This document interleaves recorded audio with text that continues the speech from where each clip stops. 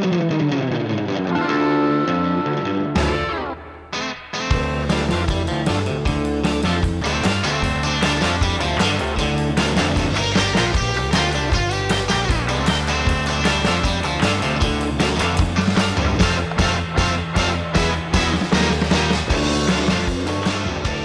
and welcome to Practical Spirituality here in Asia Torah in the Old City of Jerusalem overlooking the Temple Mount. Today we're talking about how to become spiritual warriors. And the first thing is to become no one. You have to be nobody. You got to get rid of your narrative.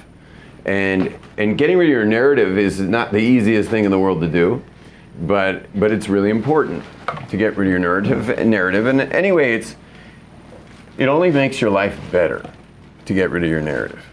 It only makes your life better. See, if you're no one, there's no one who could be insulted. If there's no one who's ugly. If there's no one who's dumb. Okay, like if there's no one who's incompetent. So being no one's great. And Moses was known mostly, what character trait was he known for the most? Everyone say it together. Being no one. Yeah, and he says it over and over again in the Torah. Anachnu ma, what are we? And you see that Adam, the first man, the numerical value of Adam is, sorry, I have to remember it's essentials sometimes. That Adam is the numerical value of 1 plus 4 plus 40, which equals how much? 45, which is the same numerical value as what?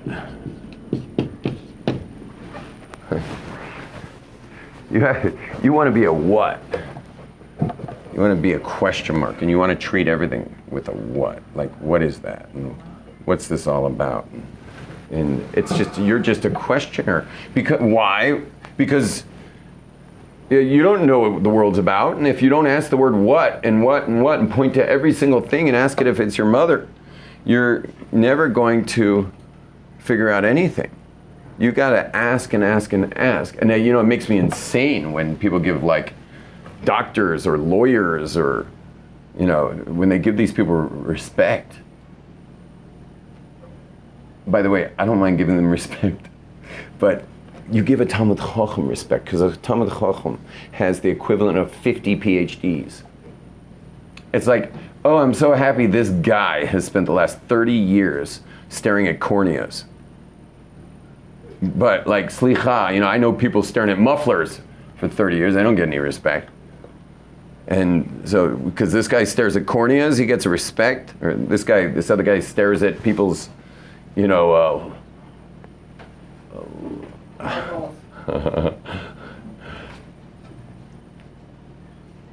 lower intestines. Oh. Oh, jeez. Anyway, the point is that a Talmud Chacham, a Torah scholar, has like these massive, like gigantic knowledge base. He has a huge knowledge base and an expertise in field after field after field after field after field after field. And many of them are even specialized. These people are even specialized, many of them. The point of that window is so I can invite you in, not just to stare through the window. Bring that third chair up next to your friends, please. So, anyway, but what we're talking about is getting rid of it all and being that no one. So Moses was that no one, and many other great spiritual leaders were known for being, really having gotten rid of their ego.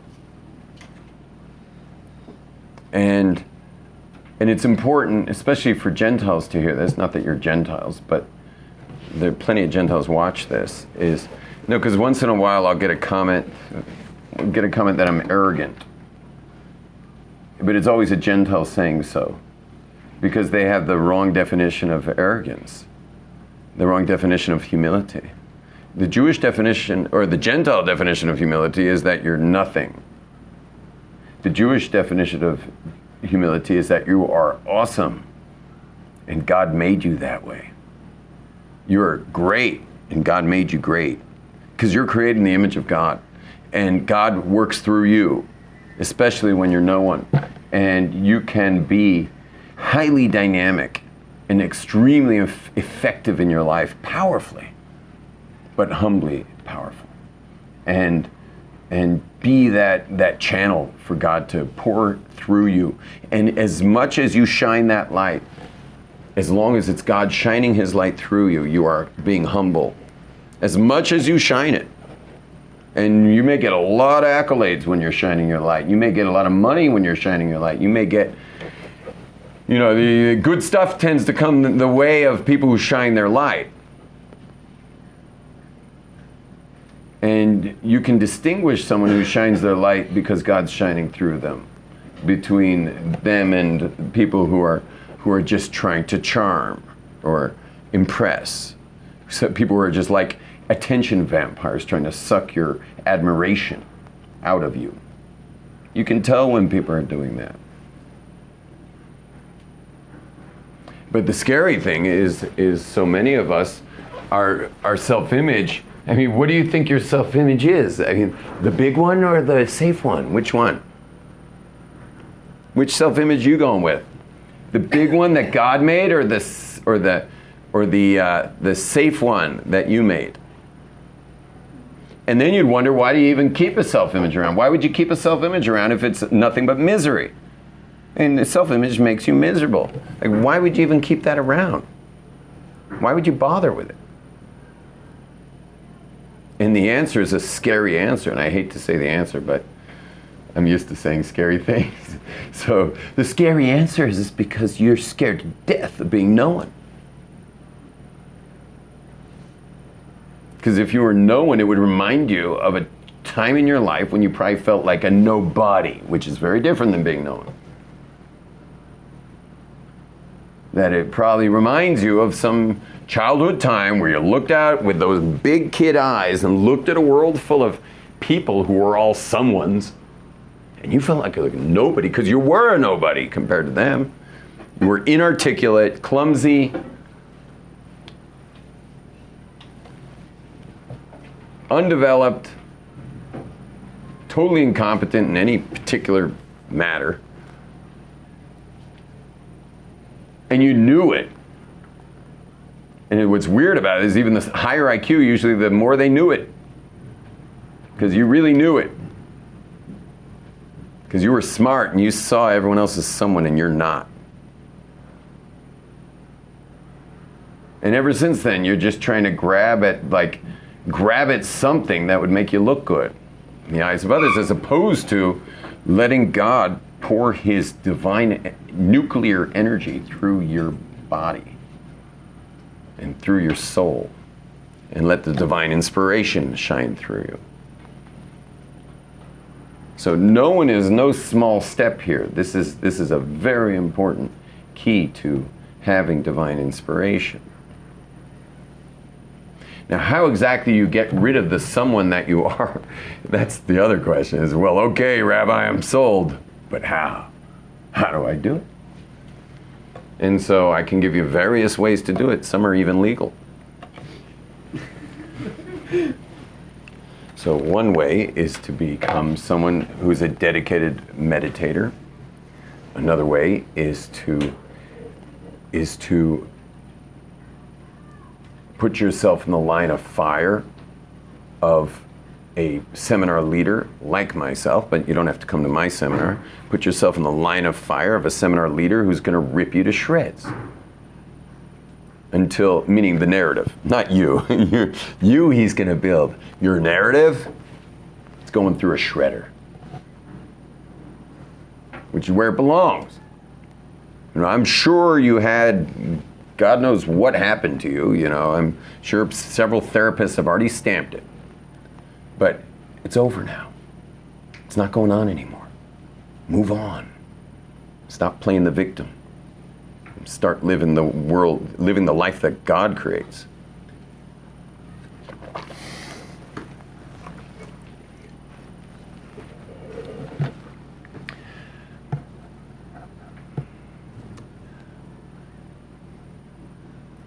Another way is illegal in most countries, but obviously there are plenty of countries that it's legal to do, is to take the plant medicines that get rid of your narrative.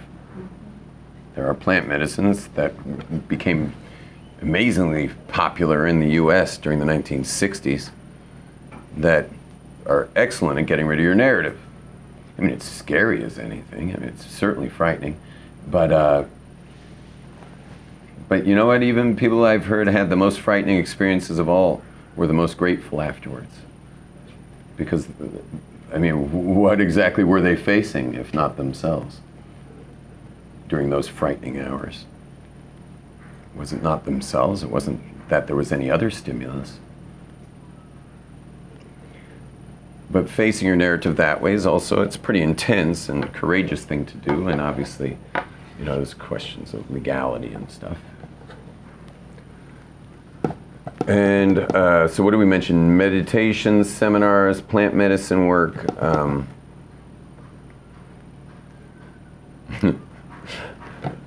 You can go through hell. I mean, that seems to work for a lot of people, but not everybody. Many people go through hell and just decide to wear it like a badge of honor. Here's Mr. Sufferer. You know, they start to wear it like it's the new person that they, meaning their narrative is pretty crushed, but they now wear sufferer.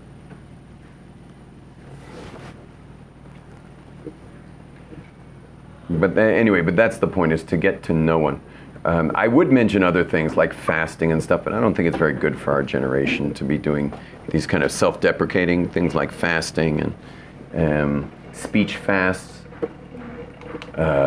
People in India go on 12-day fasts. They now finally have a Jewish one, a kosher Jewish one, here in Israel for a 12-day speech fast. The reason it's kosher is you can pray and you can wear your tefillin. So it's like the kosher version. So the only things you say for those 12 days are the minimal prayers inside the prayer book, and that's it.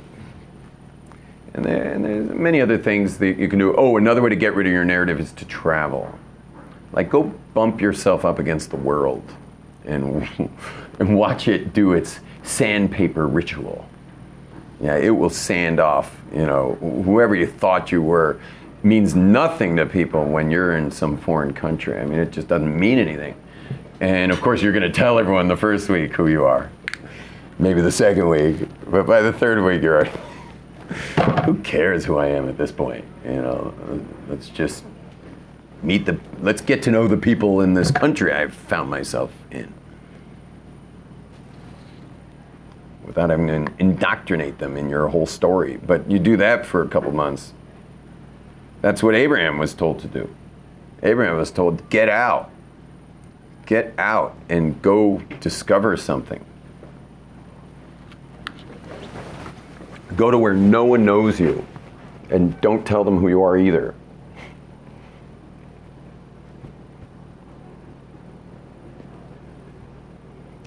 Okay, enough on no one. Can we move on?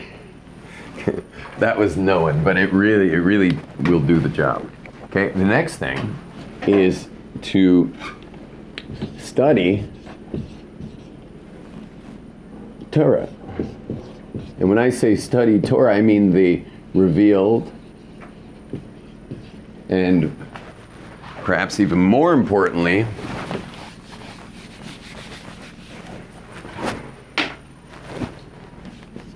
the hidden Torah, meaning that's called the Kabbalah. But to study Torah, you need to study the revealed, because you just got to know what to do if as a person. You know, you come up to issues, you got to know your stuff. That's not necessarily going to give you Ruach Hakodesh, but when you're grounded in real Torah, then you can start loosening up on the hidden Torah. Like, for example, whoever you've thought God is till today is wrong. Okay, it's dead wrong. Whoever you thought God was, every single one of you, when you made a bracha today, you said Baruch Atah, and then you probably had something in mind. Well, that wasn't God. That was you thinking about God knows what, imposing some concept of God onto God. And that's okay. I'm not giving you a hard time. That's okay. But when you study the hidden Torah, so all of a sudden things get much more diffuse. It's very interesting. They say about revealed Torah, like let's say Talmud, if you can't explain it, you don't understand it. For example, raise your hand, you ever been in a Talmud class for a period of time? Anyone studied Talmud here? Okay. You know what I'm talking about when you hear a really good class. You're a really good class, so the whole time you're getting it because it's a good class. So you're like, the whole time you're like, yeah. And then the class is over, now you're supposed to review it with your partner. And you notice you're like, it all made sense 10 minutes ago. But now all of a sudden you can't get the words out because you don't know it yet. You don't know it yet. And if you can't say it, you don't know it. You know what they say about hidden Torah? If you can say it, you don't know it. When you study the hidden Torah, if you can say it, if you could articulate what it is that you just received, and that's what the word Kabbalah is to receive. If you can articulate what you just received, well, you must have missed it. Because there's just not enough words in the world that could ever articulate such an experience as the insights that are achieved through hidden Torah, through Kabbalah. And something happens when you learn that way. What happens is your normal brain, which is hopefully involved in, very clear-cut thinking, and, like I had to navigate my way from surfing this morning to this class, and I needed to think very clearly at times to make it as late as I did, because it would have been much later had I not thought more clearly. And had I thought less clearly, I would have really been late, because I had to make a few moves. And that's important to navigate your life, but there's a whole other thinking. And that is called diffuse thinking.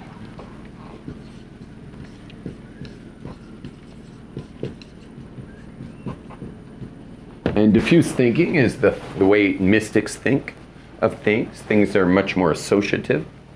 And you're more relating things in patterns and perhaps even numerical values and stuff like that. And this is something that sadly falls short on the intellectual dark web. Those who are into the intellectual dark web, all those things, those are really great, but they're always in there.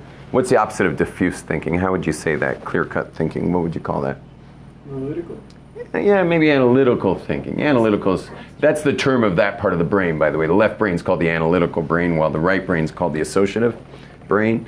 So, unfortunately, when you're studying the dark, not everything in the intellectual, when you hear Alan Watts on the intellectual dark web, you're going to hear diffuse thinking. That's going to be, you can hear the guy's brilliant. He's clearly a genius and can think analytically. But when he shares a lot of his thoughts, they're coming from a diffuse mind. Now, we're talking about how to achieve divine inspiration. Divine inspiration requires a diffuse thinker. You have to be someone who can utilize the right brain where God has now room to send through you the message. You have to be a right-brained thinker to get the message. And you can develop that part of your brain. I don't know how, personally, how to do that because I was born really over there more than any other place. I'm lucky, to just put the right shoe on. Because my analytical thinking, I'm good at analytical thinking, but my nature is to be in that diffuse mind. I go here naturally, very naturally. So this is studying Torah, and that's getting into the diffuse thinking, what is part of what's called the associative brain.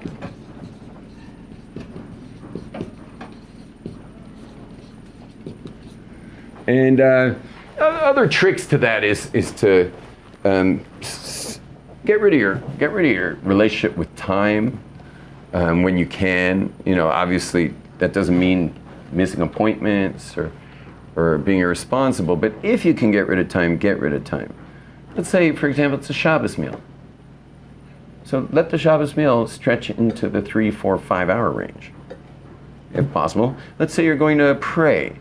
You know what the Hasidim say about the times of prayer? You know that there's a certain time you're supposed to have said the silent meditation every day. Anyone know what it was today? I prayed near sunrise, but did anyone know what time the Sof Zaman Tefillah was the last time? Let's just say it was 10:21, okay? 10:21. So you know what Hasidim do? Hasidim, who are into Kabbalah and the hidden Torah, what they do is they make sure they got to shul in time to make it by that 10:21. But once they get into shul, you know what they do with their watch? They throw it out the window, because we're not praying to the clock. Because if you made it on time but you didn't connect, so that's nice, you made it on time, you fulfilled your getting there on time and praying on time. But if you didn't connect, you blew the purpose of creation. Because God only created this world for us to connect to Him. There's no other purpose for this place. It's only for us to connect. Now, now there's certain people who are so serious about that time that they'll throw out one session. I mean, we pray 3 times a day. I can throw out one prayer session to make the time. And I myself might do that. That's okay. We're praying all the time. Like we seem to never stop praying at these, 3 times a day, constant prayer. So to throw one out because you just kind of are going to miss the time, not the end of the world. Because a couple hours later, you're going to be at Mincha. And so you can pray Mincha later and do that on time, the afternoon service. But comes Shabbat,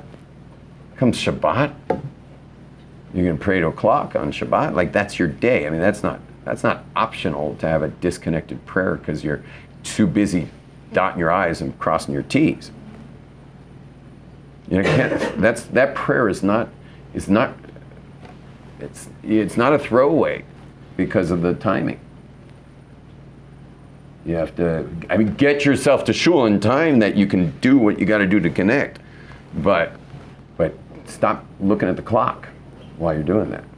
That's why you notice Hasidic shuls never have clocks on the eastern wall. And if you see a synagogue with a clock on the eastern wall, find another shul. Yeah, they're praying to the clock. And by the way, it's not always the case, because once in a while you get a gabbai of a shul who's, he's the one in charge of absolutely everything. And he's extremely yekish, because yekish gabbais are better. Yekish means like German background. They're better gabbais anyway, because things are more in order. And they will often put a clock on the eastern side, at least until I comment and ask them to remove it. But usually they just look at me like, why? Isn't that the most convenient place to see what time it is if we're already facing east? Not going to fight with that guy. Okay, so no one, next was Torah study. And here's one of the really important ones is a mentor. Is you need someone with divine inspiration as your primary mentor. Not someone with a lot of information, someone with a lot of inspiration. This is why when you go to a more Kabbalistically oriented community, you'll find that there's the mentor, and then there's the posek. They're not the same guy usually. There's the mentor, that's the one guiding everyone to God. And they have that part of the brain highly utilized. They're probably born with it that way usually. And then there's a posek of the shul, sorry if I'm using too much Hebrew. The word posek means the halachic, and there goes the Hebrew again. I'll fix it. But it's the halachic decision maker, which means the adjudicator of Jewish law, like the one who handles details, like, for example, time, and things related to time. So every community and every synagogue has a posek, but these days he's rarely also the spiritual leader who's bringing people on the path of Jacob's ladder to climb that ladder. It's usually not the same person. Now, by the way, what's amazing for all of us is it used to be one-stop shop. You know how you know that? Do you know how you know it was one-stop shop? Because when you open up a Mishnah, you know what it says in there?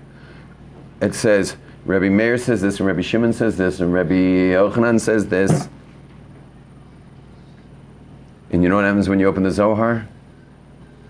It says Rabbi Meir says this, and Rabbi Shimon says this, and Rabbi Yochanan says this. It's the same people. And not only that, but it was the same people for thousands of years. It's only in our lowly generation that people have to be specialized in the way they're specialized today. Now, my dear Rebbe, Rabbi Noach Weinberg Zatzal, who founded this institution that I'm teaching in right now, he didn't like that at all, that people would honor the tzaddik instead of honoring the chacham. Because it's very clear in the Rambam that you honor the chacham. He didn't like that. He did not like that communities honor the tzaddik over the chacham. But the very simple answer is just that as the generations disintegrated, the further we get from Sinai, the lower things go, and people had to specialize.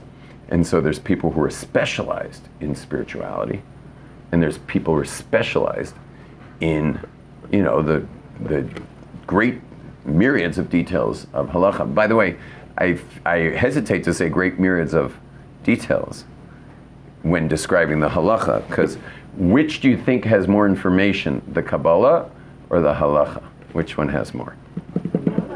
Which one? Halacha. No, Kabbalah has like 10 times more. 10 times more. Meaning if you were going to fill the room here with every piece of halacha from like the floor to the ceiling, which you probably could, and with just everything that's ever been written in halacha, you'd have to fill probably 10 more rooms up with the other. You're wondering why? Maybe. Well, the answers are very simple. Let's take a halacha like that you have to say Shema twice daily. Okay, you have to say Shema by the morning. You have to say Shema by the night. Now, why? Why? Is why a halacha question? That is not a halacha question. Now, do you think I could probably speak to you for a few hours about why? How long does it take me to tell you what? It would take me some time, because Shema, it requires certain things. You got to know about how do you pronounce the ayin of Shema, and can the words touch each other when you say Shema? When you're doing the mitzvah, can you say Shema Yisrael, or you have to say Shema Yisrael? There's laws. And then there's, of course, the times. Like today, Shema, you had to say Shema today by 9:20. The window shut for Shema at 9:20. So there are laws there. But what about those windows of time? What are those windows of time? And why are there windows of time? And why is there two Shemas? Why is there a daytime one? Why is there a nighttime one? And what's going on over there with all of that stuff? And why that sentence? Can't we say something else? We have to say that one? Why that one? You understand what's going on? If you answered all these questions, we would be here for hours. For hours. I could probably construct a semester on Shema. I could probably construct a semester of classes on Shema Yisrael. Only on the first line. So the Kabbalah actually has more detail, much more detail than Jewish law does. And yet it's the number one most neglected part of Jewish study. Can you find a mentor anywhere? Like, does it have to be in Israel or London, where I'm from? Do they live anywhere? Yeah, you can find them. There's ways to know you found them, by the way. Oh, that's interesting. Yeah, there's ways to know you found them. Some of those ways are they'll probably be unknown to the community.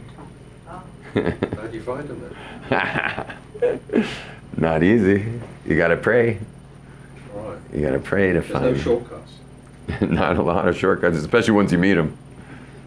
You know, they get and be expected to be pushed away, and then you're hot on the trail. Why would they want to push you away? They're just testing your will. I test people's will also. I'm not a big Kabbalist, but I test people's will. My first WhatsApp today was to a person in New York City saying, "You're very persistent, you're starting to pass the test." That was my first WhatsApp today. So you got to be persistent. Do you know people with this skill? Yeah, sure. Yeah, there's several. There's not a ton of them around, but there's several. I know a few in Israel. There's one in Belgium. I think a lot of the people from England go to Belgium. What's his name? Does anyone remember his name? Anyone Hasidic here? Are you Hasidic? You're not Hasidic? Hasidic? What's the great Rebbe in Belgium? One of these hidden gems is in Belgium. In Antwerp. You don't know who I'm talking about? I'm really exposing myself that I don't know, because I'm supposed to know, but whatever. U.S. has a couple of these hidden gems. Couple, not many. The ones know the hidden Torah generally will get out of exile before everybody else. Like, for example, there was a time about 300 years ago where many of them said simultaneously in remote locations from each other, and they certainly did not have email, but many of them spontaneously said, get to their students, get to Israel's exile's over. Yeah, and in fact, my home where I live in the center of Jerusalem, a place called Bate Broda, was built by those students, and much of the old city also was inhabited by them. And I even know people who were born in the old city. Like 75 years ago, before the state of Israel, they were born in the old city, and they speak Arabic, because the Jews spoke Yiddish, and the Yiddish speakers spoke Arabic, and they were sent here by these Kabbalists. The Vilna Gaon sent students. They're the ones who kind of took over the old city in the end.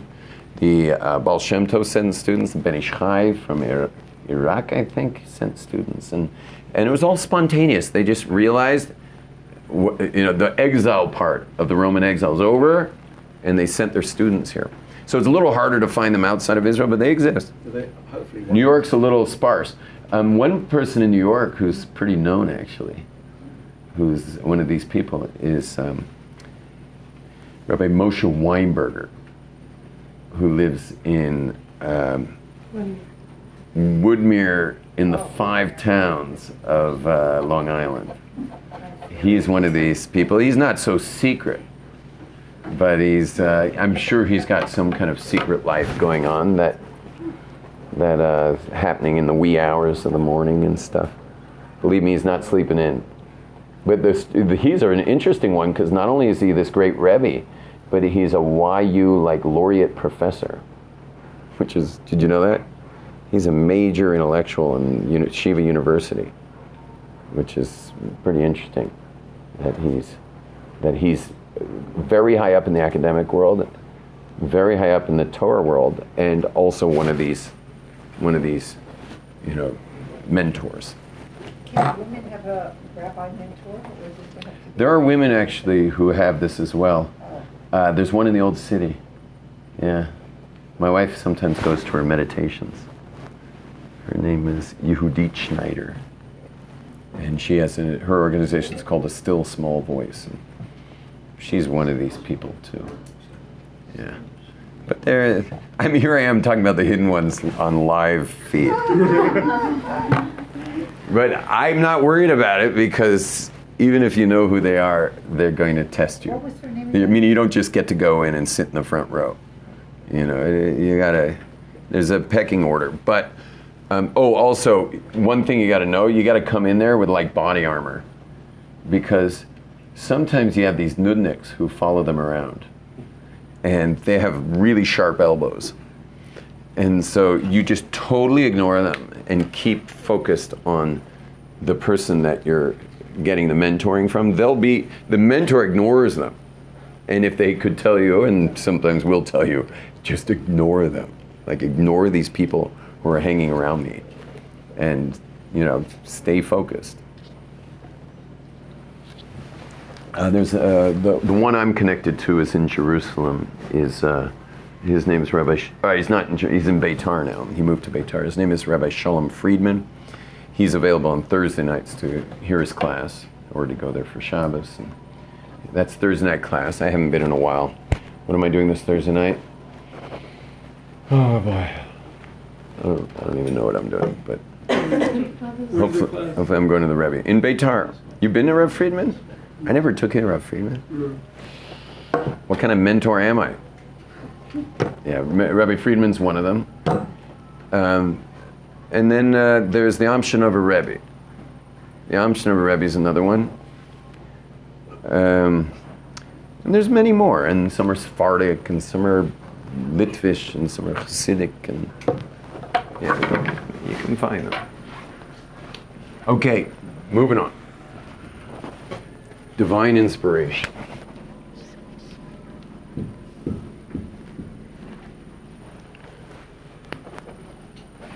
Yeah. So Rabbi Berkowitz also part of the long retreat? Rabbi Berkowitz actually does have a hidden life going on. Really? Yeah, and he knows a lot of Kabbalah Really? as well. But I guess he's made some career choices to just be, giving people rabbinic ordination to help save the Jewish people. So he's just decided many years ago, he's just sending rabbis. I have my smichas from him. He's sending rabbis into the world to, help the Jewish people. Kabbalists, these secret Kabbalistic types are, whatever they're doing for the exiles is very hidden. It's not revealed. And someone like Rob Berkowitz, who's high up there, he's chosen to focus his energies in a much more, revealed way, I guess is the right word, and that's to put as many rabbis out there as possible to make a difference for the world. Moving on. Divine inspiration is, so another thing is really important in achieving it is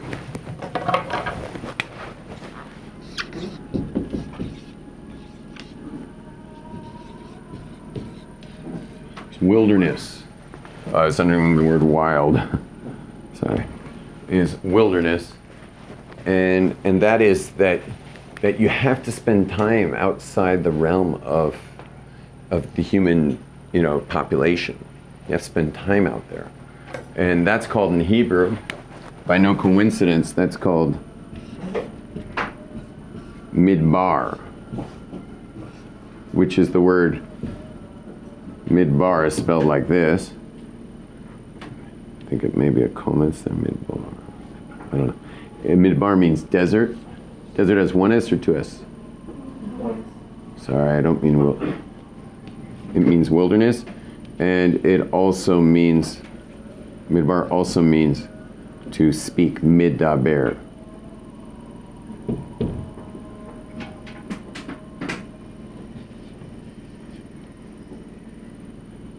We'll just call it speech, dibur.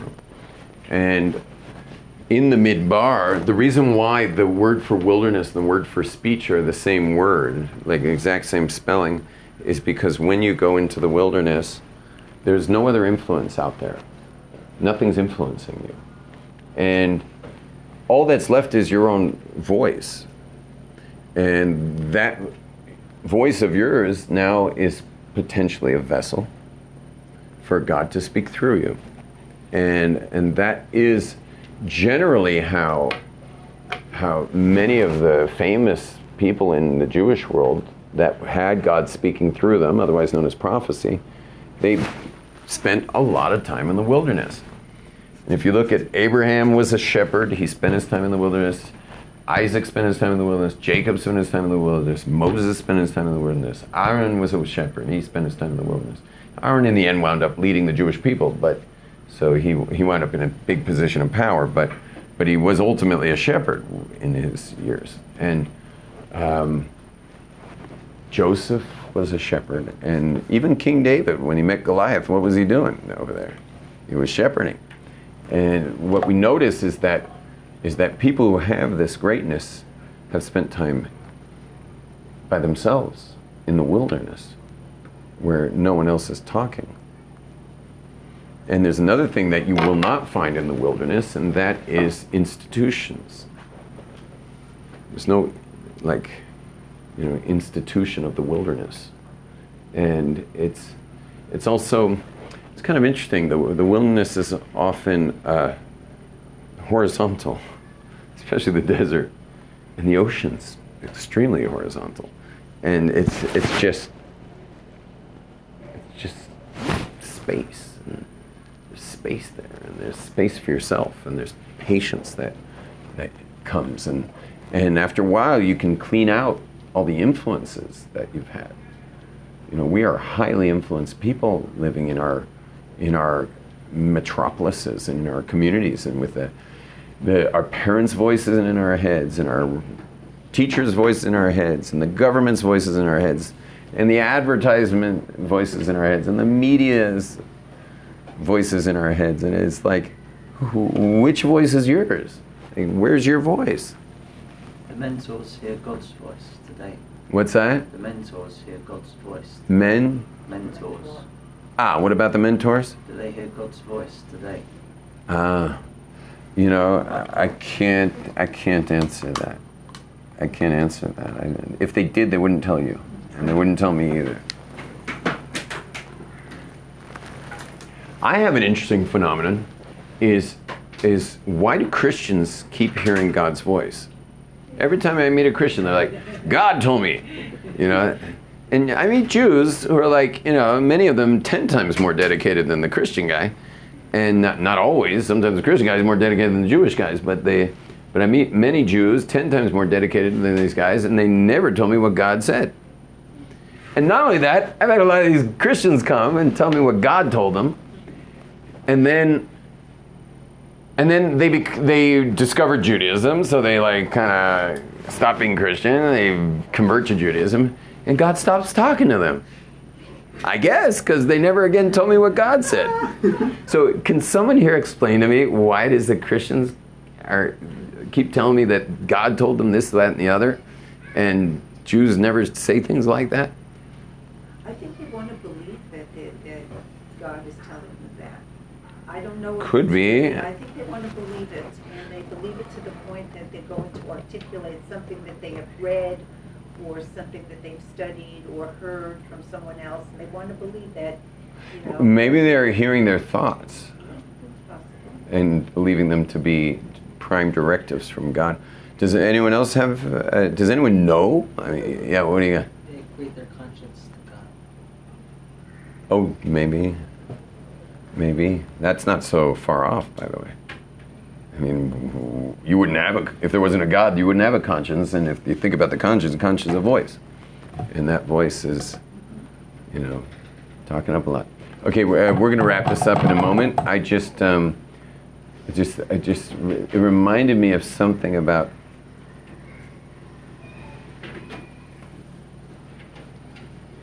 yeah, it was Purim.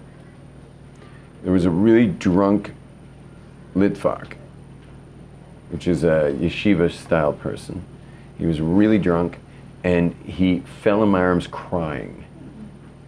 And he cried and cried and cried and cried. And I held him. I didn't know why he was crying. He was crying and crying and crying. And he said to me that ever since he was a child, he always had God speak to him. I mean, he always felt this relationship with God. That's what he said. I always talk to God, he said. I always talk. This is many years ago, so I'm kind of piecing it back together. He said, I always talk to God ever since I was a child. We had a really close relationship. He says, ever since I found out that Torah was true and became observant, I have lost my connection. There's a fully observant guy who's sobbing. He's sobbing on my shoulder. I mean, it was soaking through my costume because it was Purim, and I was soaked through. And by the way, it got old after about a half hour, so I was watching the Eshator Purim play while letting this guy convulsively sob on my shoulder. I was trying not to laugh at the various things going on in this ridiculous Purim skit going on in Eshator, which was happening about 50 feet away from me, because I was in the way back when he approached me. I was on my way back from getting some water, and Anyway, he keeps sobbing and sobbing, and I'm like, oh, by the way, he's dressed as a chassid. He's dressed with, he put on fake payas, and he's wearing a Hasidic outfit. He borrowed a long coat and everything.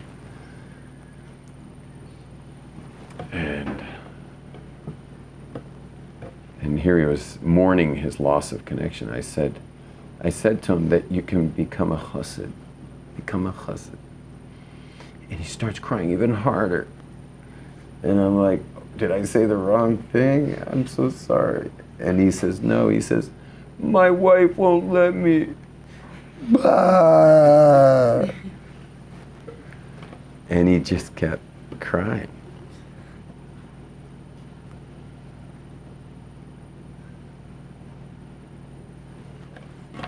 He's a real sweetheart. They're a great couple, that couple. I wonder what happened with that. I never brought it up to him again. After certain things happen on Purim that you don't bring up afterwards, and I just never brought it up to him again. Now I'm already, his kid keeps calling me to come over for Shabbos, which I have not been able to have him yet, because now they've already got big kids. Anyway, regarding divine inspiration, I'd just like to say that it has to be all of our goal. It has to be our goal.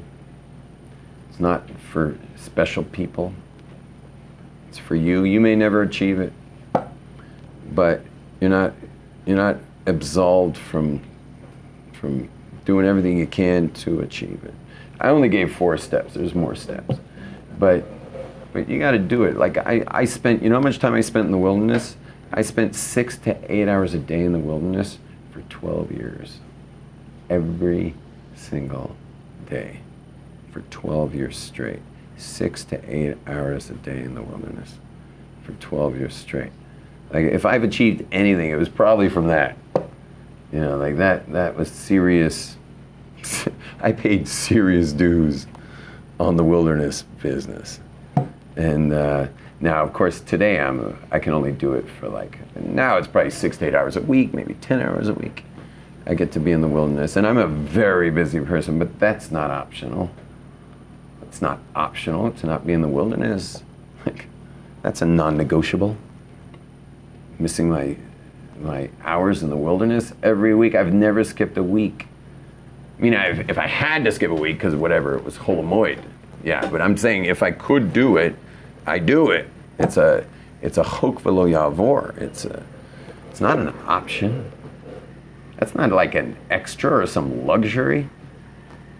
A dedicated Jew spends time in the wilderness. And if it's a female, she has to be a little careful. And because it's a pretty exposed place. And you want to go to Har Nof or something and just take a little walk. You know, there's forest all around Har Nof, and you just step out into the forest. It doesn't matter, kids are playing around all the play sets and stuff out there.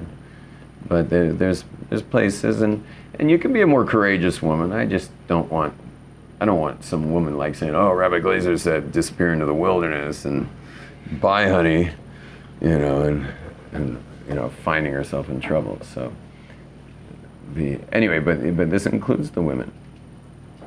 I'm just saying, please be cautious. Everyone should be cautious, even the men. And